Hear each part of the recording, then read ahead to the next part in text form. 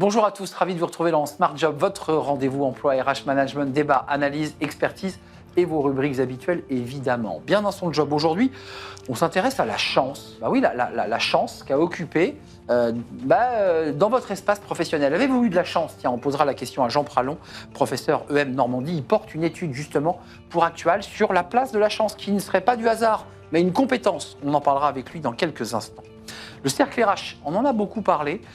L'humour pour raconter le travail, bah oui, c'est un espace de jeu incroyable pour ceux qui font de la scène. On en parlera avec Elsa Bernard, elle est productrice de stand-up et de spectacle vivant. Et elle a créé Out of the Office, un espace de comédie justement pour des artistes qui veulent nous faire rire sur le travail. Et puis elle sera accompagnée de Hak Mendeng, il est humoriste et membre de Out of Office. Et puis Émeric Carrez, humoriste, membre de Out of Office.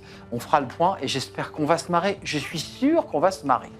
Fenêtre sur l'emploi, la transparence salariale, ça c'est moins drôle. Pourquoi attendre? Bah oui, c'est un vrai sujet. On en parlera avec Maud Jardin, elle est DRH de Lucas. Voilà le programme, tout de suite, c'est bien dans son job.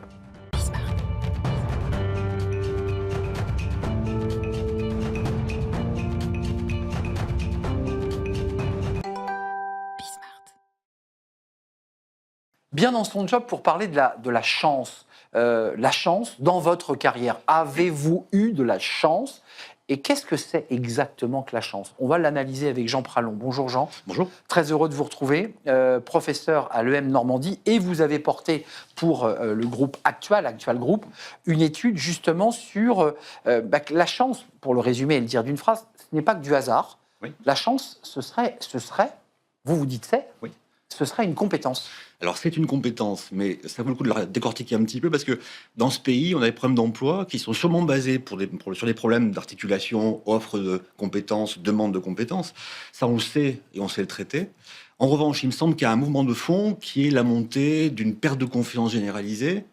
On le montre dans le baromètre du rapport au travail avec Actual, on montre qu'il y a de plus en plus de gens qui ont une confiance très limitée dans leur futur au travail.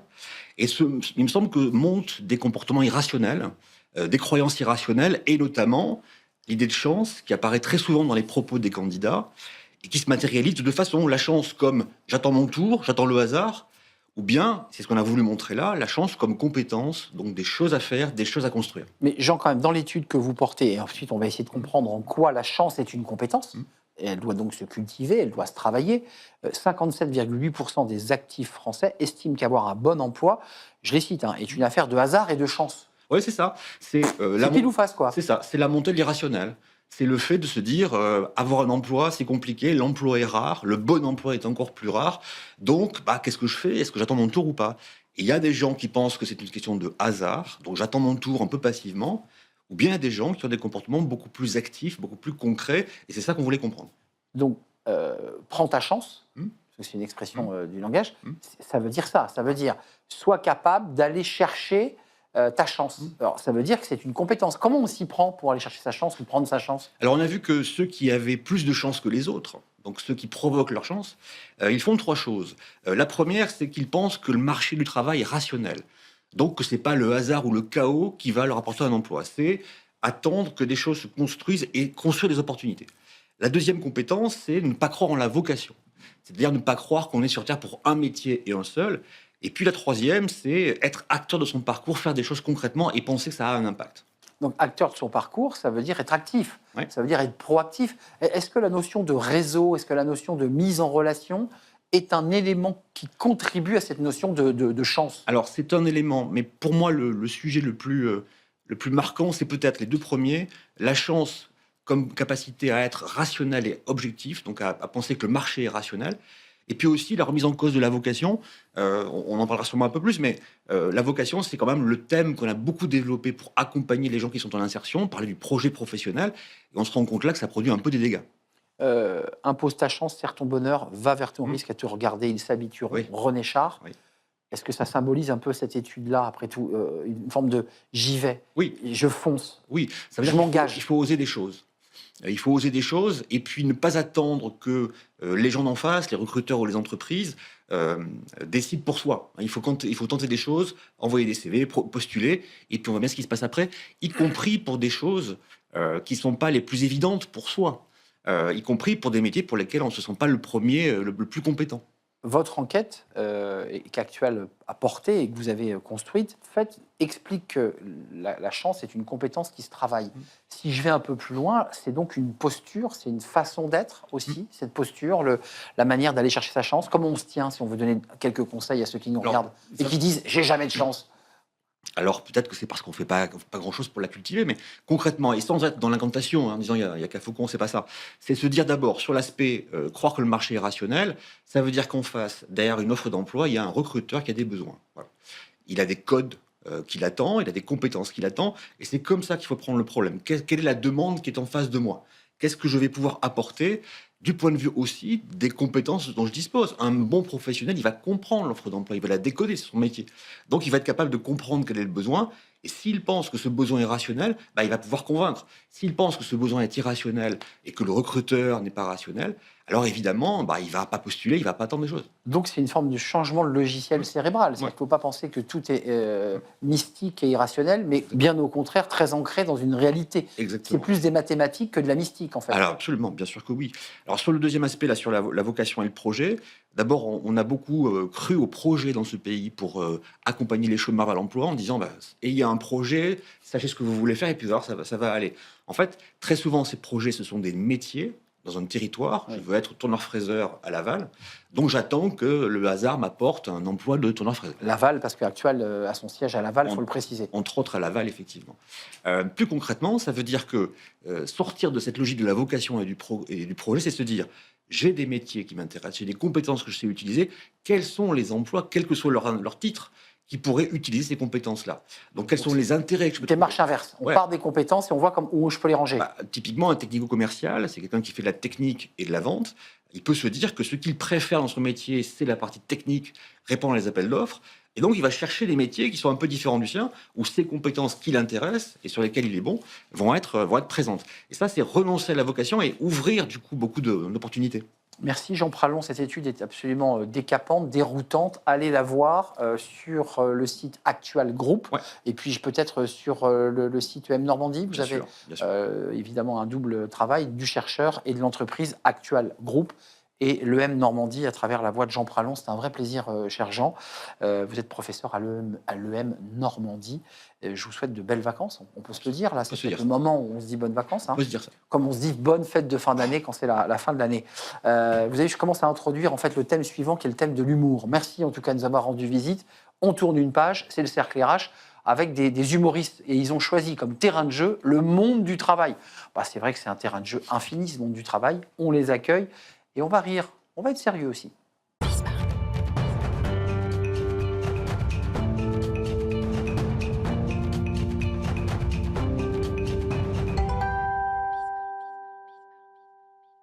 Le Cercle RH, le débat de Smart Job. Alors un débat cool pour parler de l'humour. L'humour, et pas n'importe quel humour, l'humour qui a choisi comme terrain de jeu l'entreprise, parce que c'est un terrain de jeu infini. Les managers, les collègues, la machine à café, enfin tous les sujets sont possibles. Et on va en parler parce qu'on va parler aussi avec des humoristes, mais qui sont aussi des chefs d'entreprise, parce qu'il y a derrière évidemment la création d'une entreprise. Honneur aux femmes et à celles qui sourient. J'espère que vous allez être drôle, Elsa. Hein. Oh la vache. Là, attention, la pression est forte. Hein. C'est terrible. Elsa Bernard, productrice de stand-up et de spectacle vivant. Oui. La jeune fille à la prod. Oui. C'est ça. C'est mon entreprise. Et Out of the Office Comedy. Donc, j'ai pas réussi à le dire pendant 20 fois. Comment on dit? Out of Office Comedy. Out of Office Comedy. Oui. Et vous me disiez que c'était en fait une sorte d'acronyme qu'on utilisait en entreprise, ça. Oui, pour signaler qu'on message d'absence, vacances d'hiver, quoi. Mais je fais un métier extraordinaire parce que j'en apprends tous les jours. Vous voyez, c'est ça comme le bonheur. Vous êtes toujours présent, peut-être. Et je suis toujours présent. C'est ça, vous êtes jamais absent. C'est tout à fait exact. Pendant que vous parlez, Émeric Carré, et non pas Carrez, porte un Z. Tout à fait. Votre nom porte un Z. Vous êtes humoriste, membre de ce Out of the Office. Oui. C'est pas grave, on y arrive. On va y arriver à la fin. Chacun a son rythme. Bien sûr. Et Ike Mending. Tout à fait. Même si vous avez un E dans votre nom, donc tout ça était en fait des pièges. Que des pièges. Essayez de me faire tomber. Vous êtes humoriste et membre de ce collectif, car ça m'évitera de ne pas prononcer correctement le nom. Je disais, Elsa, on va faire de l'humour, on va en parler, on va parler de vous. Vous allez peut-être même nous faire des micro-sketchs ou des micro-stand-up, mais juste quand même l'esprit d'entreprise, parce qu'on a connu le Jamel Comedy Club, Ouais. c'est-à-dire ces jeunes issus des quartiers qui qui allaient sur scène, qui prenaient leurs risques et qui faisaient, et certains sont devenus des stars. Oui. C'est un peu le même esprit finalement, c'est de réunir une scène et de lancer des personnes qui parlent de l'entreprise. Et c'est quand même le cadre. Oui, c'est ça. On est Oui, tout d'accord. à fait. Oui, c'était. En On peut fait, faire des réponses plus longues. Si vous voulez. j'étais en train de me dire, est-ce que faut que je sois court? Je peux faire très très long. Mais bien sûr. Faites moyen. Énormément parler. Fais-toi Faites moyen, faites moyen, Elsa. Non, mais alors, moyen, on est tous les trois du coup issus du stand-up. Moi, j'ai arrêté, mais eux continuent à être stand-uppers. Et on se disait qu'on voyait beaucoup d'humoristes sur scène faire des blagues sur le travail, mais assez ironiquement, c'est les seuls qui travaillent pas dans des métiers traditionnels. Et donc, du coup, on se trouvait qu'il y avait une forme, un peu des images un peu surannées du monde de l'entreprise, Quelque chose à de la machine à café, l'imprimante, le Ce que j'ai stagiaire. d'ailleurs fait dans tout ça. mon lancement, vous avez remarqué. Alors oui, je voulais pas le souligner, Non, mais effectivement, tous les c'est une image un clichés peu de gens suranée. qui n'ont pas vraiment trempé leurs deux jambes et leur stylo dans l'entreprise, ce qui n'est pas votre cas, parce que vous venez de l'entreprise. Oui, Mais tous, tout à en fait. fait, tous les On est humoristes tous qu'on... Vous faisiez quoi, vous, dans le... Moi, j'étais ingénieur en informatique pour des banques. Oh. Et ça a beaucoup nourri mes spectacles de stand-up. Ouais. D'ailleurs, avec une conversation avec Ike, un jour, on s'est dit pourquoi on ne ferait pas une scène sur le monde du travail? Parce qu'il y a beaucoup de choses à dire et en plus, ça fait beaucoup rire les gens en général. Il y a Clairement. besoin d'être beaucoup moins drôle pour accéder à beaucoup plus de rire C'est vrai. en parlant du monde de l'entreprise. C'est Il tout y a à fait un exact. exutoire, en fait, qui est nécessaire. Parce qu'en fait, on le vit, enfin, il n'y a pas à se creuser les méninges, puisque il y a un effet miroir, en fait, dans ce que vous Ouais, c'est décrivez. ça. Ouais. C'est un effet de personnalisation aussi. Les gens, ils adorent qu'on parle de eux. Mm. Et du coup, l'humour de, entre guillemets, de niche fonctionne beaucoup mieux aujourd'hui, je trouve. Ike, vous avez échangé donc avec Émeric. Mhm. Elsa était Imbus. stand-upeuse, mais aujourd'hui, j'ai l'impression qu'elle est plus dans l'organisation. Ouais. Elle est plus la chef d'entreprise, la chef d'orchestre. Ouais, je veux j'aime dire, bien, un petit ouais. peu. Ouais, C'est pas mal, vrai. ça. Ouais, je suis un peu... Ça, c'est C'est classe. N plus 1 quand même. Hein, c'est là, Ça N me plus un. gêne, mais continuez, ouais. Elle est sévère, N plus 1, au niveau des entretiens annuels, ça se passe bien. Oh, elle n'hésite pas des fois à faire éruption sur scène pendant que je suis dessus et me remonte un peu les bretelles quand je dis un peu n'importe quoi. C'est ça. Ça fait partie du spectacle. C'est ce qu'on m'a dit. Et que vous étiez un peu sur la sellette, là, en ce moment. On verra, il y a la 3e édition qui arrive. Je Il y a vais Q3, faire ouais. de mon mieux. OK. On les a en vidéo, hein, les entretiens annuels. Vous les... Ah, c'est filmé. Donc C'est là, c'est filmé sur parfait. Instagram. Toute Sur Instagram. transparence. Voilà. Vous faisiez quoi, vous, dans l'entreprise? Moi, j'étais commercial avant. J'étais commercial, j'ai vendu beaucoup de choses, hein, entre de la documentation juridique, entre des toilettes, j'ai vraiment vendu énormément de choses. Et ce qui est marrant, c'est que j'en parle pas spécialement sur scène, mais je pourrais. Mais oui, je Ça, viens de voir. c'est un thème génial, parce qu'il y a aussi le commercial qui a tout vendu. Ah C'est-à-dire oui, qu'il est obligé de tout vendre. qui connaît tout et qui. Alors, j'ai tout vendu, Et qui connaît rien non plus. mais je connais rien. Ouais, bien sûr. Documentation juridique, quand j'avais les avocats au téléphone qui me disaient oui par rapport à la jurisprudence, genre moi je sais pas, je le vends, je sais combien ça coûte, je sais à quoi ça sert, mais Mais juste Ça quand marche, ça, Elsa, comme on voit qu'il y a une team, il y a une vraie complicité entre vous, vous vous connaissez. Oui. Vous, en tant que chef d'orchestre, et là je me tourne vers la chef d'entreprise en quelque sorte. Oui, Elsa. Je ne me lasse Vous créez une team, vous créez une équipe, vous allez faire du recrutement, vous allez avoir une scène dédiée. Comment vous voyez le développement de cette team? c'est une très bonne question. la dernière. Je tiens à dire qu'on est sur vraiment une direction très collégiale. Donc, certes, administrativement, c'est moi qui m'engage financièrement et tout, mais on décide de tout à trois. Et la team, ça a été, je pense, le plus simple à faire. Parce que, Non, il a fallu quand même sonder pas mal d'humoristes, C'est voir vrai, qui mais- était avec le projet. disons qu'on n'a pas de problème de qualité. Il y a beaucoup de Ah oui. talents, d'humoristes de Ça, il y en a talent beaucoup, et oui, tout. oui, C'était énormément de important talent. pour nous qu'il y ait et des gens de talent et aussi un esprit d'équipe pour qu'on puisse après créer des contenus ensemble. Et là, pour l'instant, on s'est installé au Café de la Danse pour l'année 2025. Parce que C'est la lance dans très le jolie Marais, scène. si je ne m'abuse, C'est à Bastille. à Bastille. Ouais. Également en exactement. province aussi, un petit peu à Rouen. Et à- on va aller aussi à Rouen et Donc des lieux fixes. à Caen. Non mais un peu sur le modèle du Jamel Comedy Club, c'est-à-dire que vous avez un lieu fixe où les gens ont un rendez-vous et un lieu Ouais. où ils savent que le samedi, le vendredi, le jeudi, je sais pas quand, On va dire ils que peuvent vous cette retrouver. année, on a fait ça, on a tablé sur le Café de la Danse parce que le décor s'y prête bien. Ouais, Et, c'est une très belle c'est salle. vrai que les 2 premières éditions qu'on a fait, franchement, ça rendait super bien, on va pas se mentir. Donc on a décidé ça. Maintenant, imaginons qu'il y ait plus d'engouement et que la salle soit trop petite. On n'est pas fermé à bouger, mais pour le moment, on verra ce que nous réserve l'année prochaine. Ouais, Parc des Princes, Zénith. Voilà. Voilà. Moi, je voyais le Stade de France, c'est mais la ça sera barre à peut-être chaud, pas quoi. avant 2027, on verra ça. 2025, avec le ma Stade de responsable. France, c'est ce qui se disait. Mais l'idée, quand même, c'est que là, vous êtes un peu le pilier, le cœur du réacteur, et puis qu'ensuite, j'imagine que vous agrégez des humoristes, vous les castez, vous écoutez ce qu'ils racontent, parce qu'il y a quand même un minimum de contrôle, quoi. Comme on fait beaucoup de comédie club, il y a un grand vivier, il y a beaucoup d'humoristes qui parlent du monde du travail, et nous, on a des contacts, des connaissances, et on a sondé sait, quelques-uns d'entre eux. On sait qui nous intéresse, on va pas faire de casting. On sait qu'on a aussi une équipe, et éventuellement, connaissez entre on pourrait vous. facilement la- Ouais, Oui, on se voilà. connaît très bien maintenant. Ouais. On se fait toujours Emilio, très bien on se connus. connaît Et C'est un ça veut petit dire, monde, c'est un ils petit viennent gratuitement. Non, ils sont payés au Ils cachet. sont payés au cachet. C'est-à-dire sûr. ils sont payés au cachet. Il y a les entrées. Ouais. Et je mets des guillemets, mais on est quand même sur une entreprise d'emploi. Mhm. Votre business, il marche comment finalement? Est-ce qu'on est rentable? Ouais. Non, mais rentable ou pas, Oui, on est c'est-à-dire que rentable. On est rentable. On est rentable parce qu'on a été Génial. complet Parce qu'on a un jusqu'à catering. présent. Ouais. C'est vrai qu'on a un budget catering de chips. Moi, c'est Voilà, ce qui me- ouais, Donc c'est- vous avez un c'est- petit budget catering ou un très gros Non, budget non, catering? non. moyen. Moyen quand même, il est pas Moyen. mal. Il est pas mal. J'essaye de Ouais, de maintenir un peu serrer un le peu. catering parce que sinon ça peut partir Il y a dans des tous les sens. chocobons, mais Il y a des chocobons. Ouais, il y a les Oreos et ainsi de suite. La suite, c'est quoi pour vous? Parce qu'il y a des salles, il y a à l'agrégation des humoristes, et vous vous déplacez ensuite dans toutes les villes, vous essayez de vous implanter dans toutes les La villes. suite pour nous, en vrai, et c'est en cours, c'est de trouver des sponsors. Parce que là, pour l'instant, on est rentable, mais on n'est pas non plus. Voilà, on, Oui, on pourrait être plus rentable que ce qu'on est. Elle est fou. Donc, on aimerait bien s'associer avec des marques, on aimerait bien s'exporter en entreprise aussi, parce que là, c'est un J'allais format spectacle où les gens se déplacent, mais on sait que c'est quelque chose qui est totalement exportable dans plein de boîtes Clairement. et que surtout le besoin. Enfin, ces dernières années, c'est fou le nombre d'entreprises qui nous ont contactés, qui payent des, Ah oui. donc on appelle des privates, du coup, des humoristes sur place. Et nous, c'est vrai qu'on a un truc éditorialement qui est très clair là-dessus, quoi. Et vous, ça colle très bien, parce que C'est vous- parfait. c'est parfait. C'est ce qu'on fait L'idée, également. la boîte vous dit, allez-y, quoi, carte blanche, vous avez le droit de vous moquer de notre truc. Ils adorent. Ils Mais adorent. C'est ce qu'ils cherchent. Parce qu'en C'est général, fou, c'est vrai ça. qu'il y a beaucoup de. En fin d'année, il y a beaucoup de communautés d'entreprises Bien sûr. qui se déplacent, qui viennent en comedy club, et ça, on l'a constaté depuis quelques années quand même. Ouais. Et effectivement, je dirais pas qu'ils y trouvent pas leur compte, mais c'est pas ciblé. Alors, ils passent C'est un plus bon aléatoire. moment. Voilà. Mm. Tandis que sinon, on arrive avec le projet de voilà, on a ça, ça correspond tout à fait à ce qu'il vous faut. Ça, c'est le commercial qui parle. Ouais, Mais Je suis Ouais, impressionnée. effectivement, quand ils Vous arrivent, m'enverrez le devis rapidement. il n'y a pas de souci. Je peux On peut même moduler l'offre. Ouais. Les Et vous humoristes, modulez. humoristes. Mais justement, tiens, parlons-en. C'est Là, clair, vous on a- avez des spectacles libres. Je suis allé vous voir sur Internet pour préparer l'émission. Je trouve ça, effectivement, je trouve ça drôle. Vous avez des styles très différents. Mhm. Quand c'est une entreprise qui vous commande, quoi, vous réaménagez, vous adaptez, vous réécrivez, vous bossez ensemble. Comment on construit ça? Alors moi, ça m'arrive aussi de faire pas mal de privates pour mon compte personnel. Non, j'évite de trop faire du sur-mesure parce que les blagues qu'on fait, c'est des blagues qu'on travaille depuis 5 ans, parfois 10 ans. Donc c'est des blagues qui fonctionnent. C'est toujours plus dur un peu d'écrire des blagues juste pour des entreprises, mais certaines personnes le font avec aura plus de capacité à le faire que moi, par exemple. Ouais.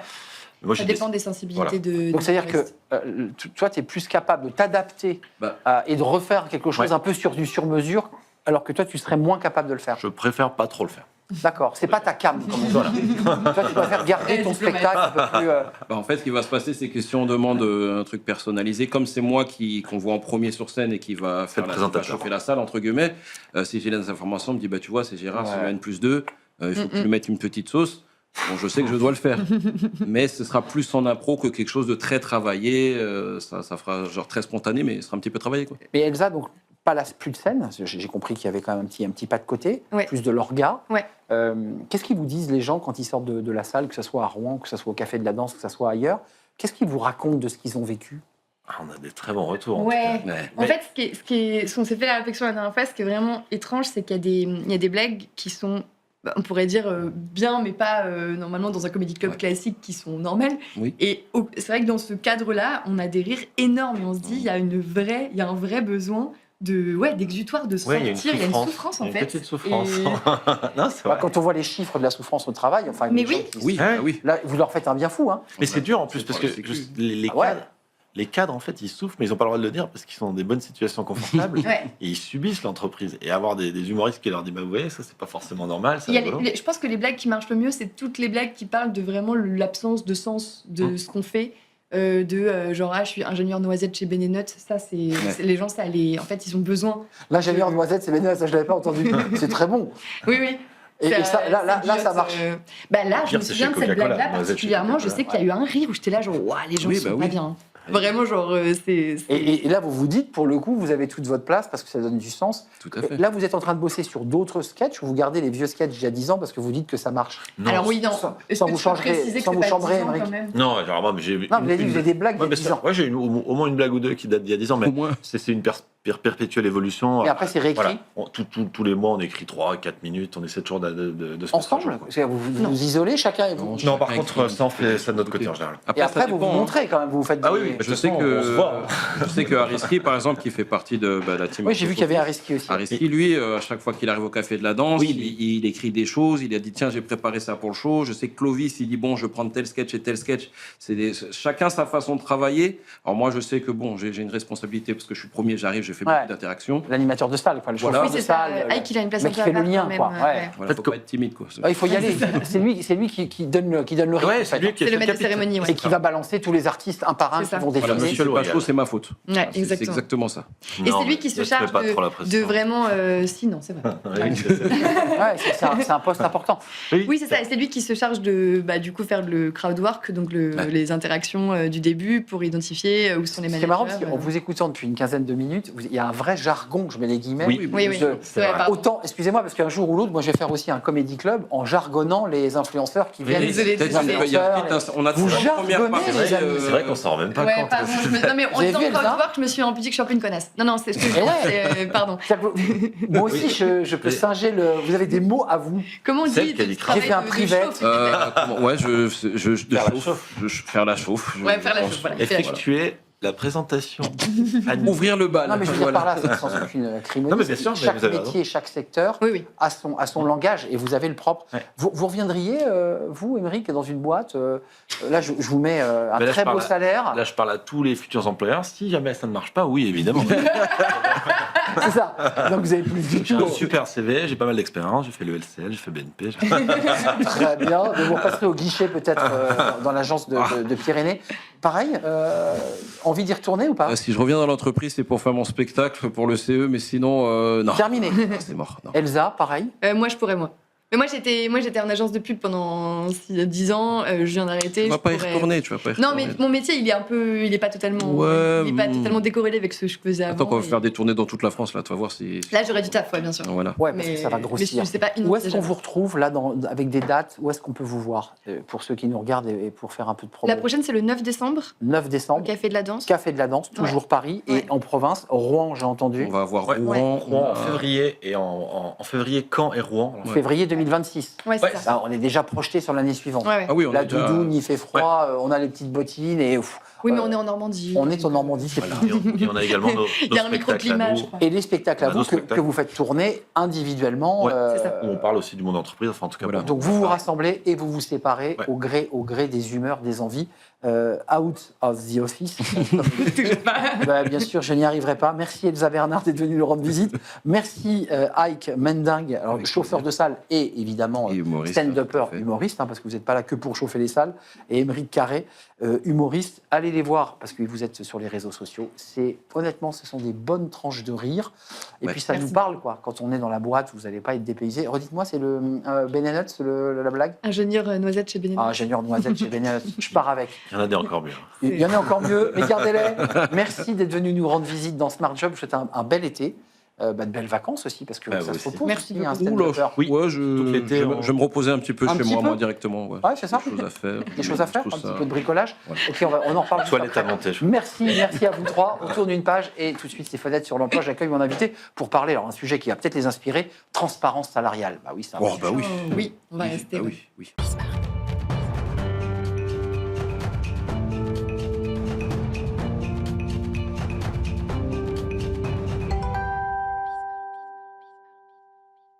Et on termine notre émission avec Fenêtre sur l'emploi pour parler d'un sujet dont on a plusieurs fois parlé sur ce plateau, la transparence salariale. On en parle avec Maude Jardin. Bonjour Maude, Bonjour. je suis ravi de vous accueillir. Vous êtes la DRH de Lucas et on va parler avec vous de cette directive européenne qui va arriver en 2026, si je suis précis. D'abord, Lucas, c'est quoi exactement? Alors Lucas, c'est une plateforme de logiciels SaaS qui vise à alléger le quotidien des collaborateurs en entreprise. Donc tout ce qui est gestion des congés, gestion du temps de travail, des entretiens, de la formation, voilà. Lucas s'est penché et va se pencher, est très en avance sur cette question de la transparence salariale. J'ai même envie de dire qu'elle n'a pas attendu la directive européenne qui va arriver en Non. 2026 pour s'y mettre. La DRH que vous êtes, pourquoi vous avez choisi d'être innovant sur ce sujet de la transparence qui, à première vue quand même, fait un peu peur à tout le monde? Alors il faut savoir que la transparence chez Lucas, c'est depuis 2002, depuis la création de l'entreprise. Ça fait vraiment partie de nos valeurs clés, mais pas seulement sur les salaires, mais surtout les décisions stratégiques sont complètement transparentes, les roadmaps produits. On part du principe que tout par défaut est transparent. Ça responsabilise énormément les collaborateurs, ça permet d'être plus rigoureux dans nos process, nos pratiques, etc. Et notamment, donc, nos salaires sont transparents. À la fois les grilles de salaire, donc le rationnel derrière les augmentations, les promotions, mais aussi les salaires individuels.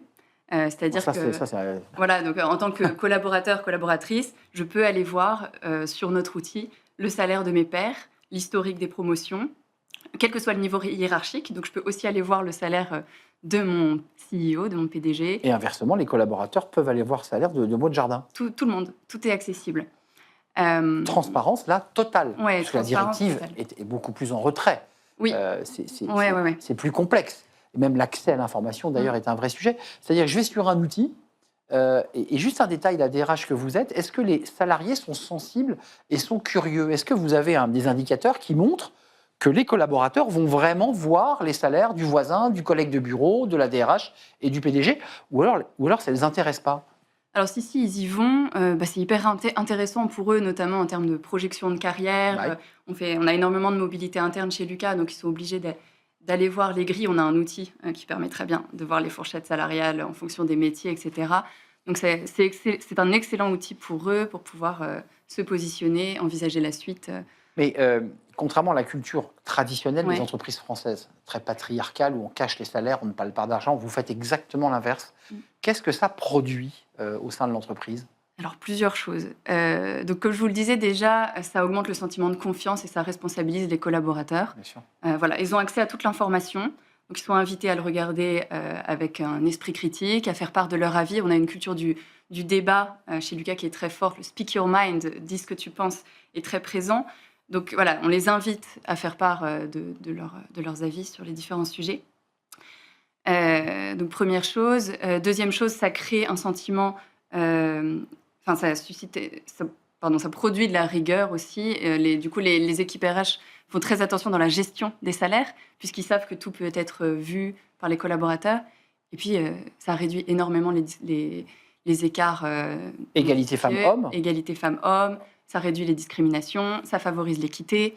Voilà, pour moi, c'est très, très positif. Positif, c'est pas une complexité parce qu'il y a des DRH qui vous regardent et qui se disent mais je veux pas me lancer là-dedans parce que c'est un casse-tête. Pour vous, ça a simplifié la vie de la DRH que vous êtes? Alors, ça crée un climat de confiance plus serein, déjà, donc ce qui est positif pour l'équipe RH. Après, je ne vous cache pas que oui, c'est chronophage. C'est chronophage, c'est exigeant. En tant qu'équipe RH, du coup, on doit faire bien attention de pouvoir justifier toutes les décisions liées au salaire, les promotions, etc. Donc, ça demande du temps, ça demande d'avoir les ressources aussi disponibles au sein de l'équipe. Mais pour moi, ça vaut le coup. Il nous reste très peu de temps, mais j'ai vu aussi que pour les collaborateurs de plus de 3 ans d'ancienneté, juste d'un mot, parce que ça c'est aussi très innovant, ils peuvent vous réclamer, ou à leur manager, un salaire hors grille, Oui, alors ça à va condition avec... qu'ils le justifient. Exactement, ça va avec la responsabilisation, la confiance. Pour tous les collaborateurs de plus de 3 ans d'ancienneté, ils ont la possibilité de faire une demande de salaire hors grille s'ils estiment que leur valeur de marché est supérieure à celle que propose la grille Lucas. Mais si vous le validez. Non, c'est le collaborateur qui a le dernier mot. Il s'auto-évalue et a le dernier mot. Oui, il a le dernier mot. Alors après, il y a un moment de débat, tout le monde partage son avis, il faut que ça soit justifié, il faut avec du benchmark, mais c'est le collaborateur qui est responsabilisé. Donc vous avez eu des cas, là, il y a des cas hors grille? Oui, il y en a quelques-uns, il y en a une dizaine par an, là. Ça permet de gérer aussi les cas particuliers, donc c'est pas mal. Et les profils un peu hors cadre. Voilà, les profils hors cadre, hors grille. D'expérience, il n'y a pas d'abus. Hein. Et ils sont dans la transparence, on peut voir leur salaire aussi. Oui, tout est complètement transparent. Absolument incroyable l'expérience que vous vivez, parce que c'est une vraie expérience réelle, concrète, c'est chez Lucas. Merci Maud Jardin d'être venue nous rendre visite. Vous êtes la DRH passionnée de cette transparence salariale.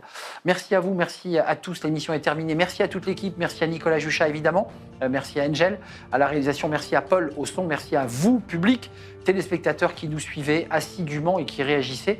Mais je vous souhaite évidemment de très belles vacances, profitez bien, la fraîcheur, au soleil, à la montagne, à la mer. On se retrouve à la rentrée pour de nouvelles aventures, de nouveaux numéros de Smart Job. Je serai là avec grande joie et plaisir. À bientôt, bye bye.